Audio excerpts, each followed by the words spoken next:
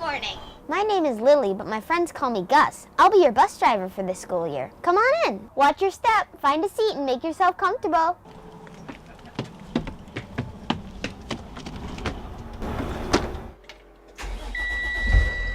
It's fall, and the 2016-2017 school year is just begun. Our kids are busy learning, while we adults are working hard to pay the bills.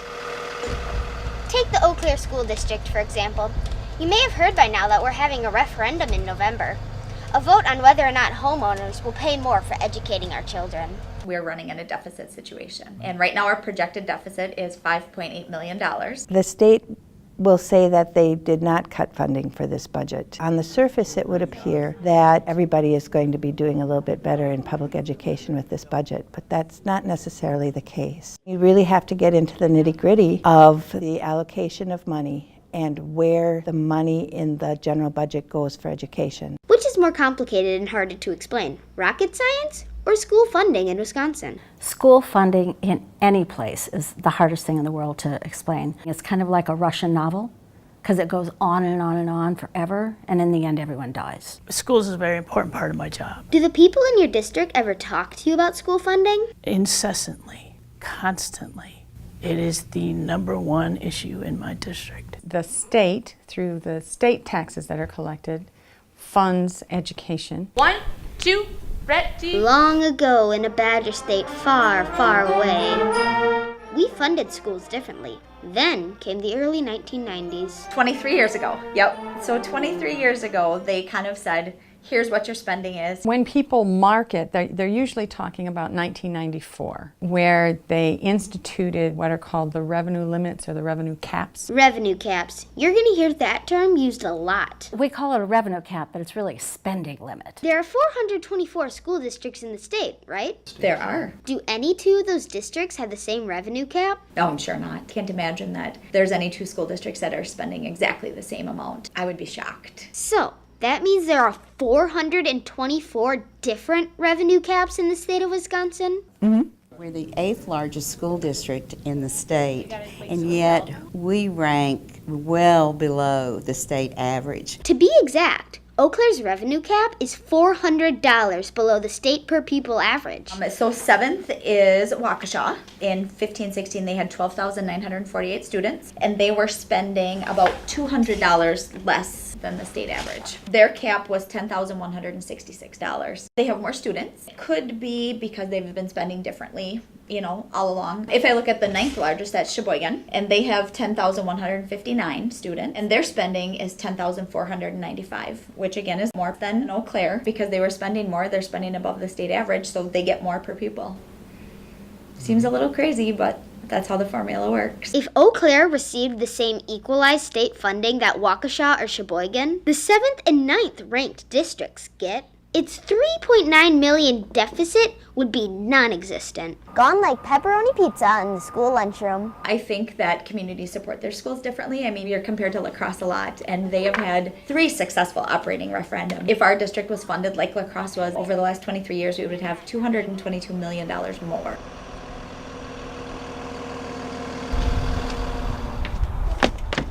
Sorry, bit of a detour. Had to stop by the shop. Something up with the bus. What seems to be the problem, Tim? It looks like your funding mechanism is broken.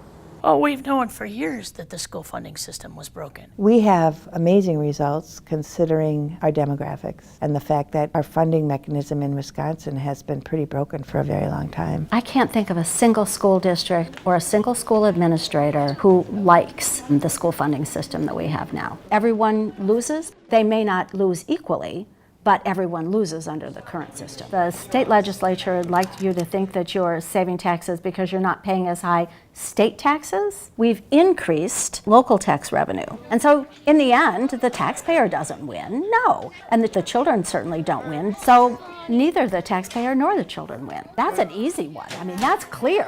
That's the only clear thing. Everything else is convoluted and crazy. There were choices to make that were additions or enhanced education, and now we make choices to survive. What is a choice between paying teachers and keeping up your buildings? Why do we have to sit here and think about putting one above the other when they're both extremely important. Other districts can pay more, and it'd be unrealistic to expect our teachers to ignore those economic realities and stay where they're going to be paid less. We've become quite competitive in the sense that we have many staff that have left because we are not competing with what teachers can make in Minnesota, or even smaller districts around us who are funded at a higher level than we are in Eau Claire.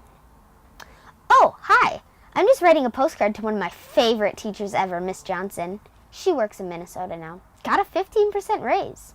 I know that if we stay on this road, what would happen if a district didn't pass a referendum and their working capital over, the deficit that you would have would go away? You'd have no borrowing power, you'd have no money to pay any.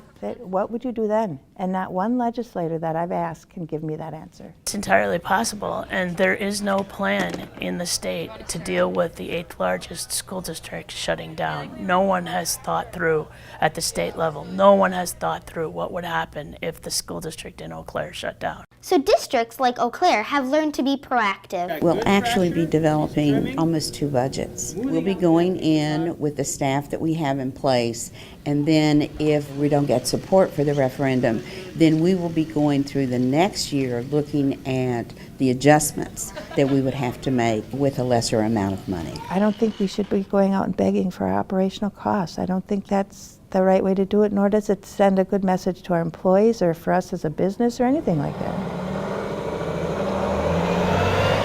It's pretty clear that school districts across Wisconsin are unhappy with the way they're being funded by the state. We've heard the system's complicated. We've heard it's broken. What now? There are solutions. To say that the funding formula has not been changed because there was not enough money is flat out wrong. What we need is comprehensive school funding reform, and we need it to happen as soon as possible. I would propose in the state of Wisconsin that we take a look at our school funding system and start it all over again. Just press reset and look at what students need, fund more for special ed students because they are more expensive typically, and that we also take a look at where our money comes from. Then we could take schools off of the property tax revenues. Is that practical? No, I'm thinking big. Practically, to get that through a legislature would be horribly hard. Easier to let educators get down to business. Our overall goal is always for each student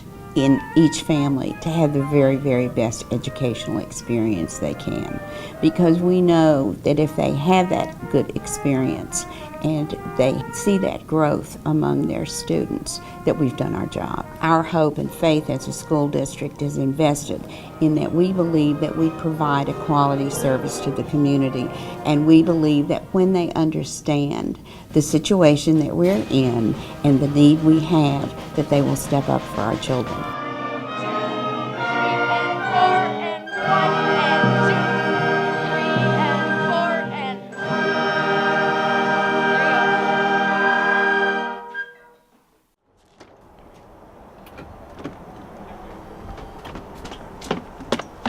Maybe this is simply a matter of you get what you pay for. But what do I know? I'm just a hard-working, community-supporting, tax-paying bus driver. I guess where we head from here is up to you, voters of Eau Claire and Wisconsin. It's either pay the roofer or pay the piper. Have a nice referendum.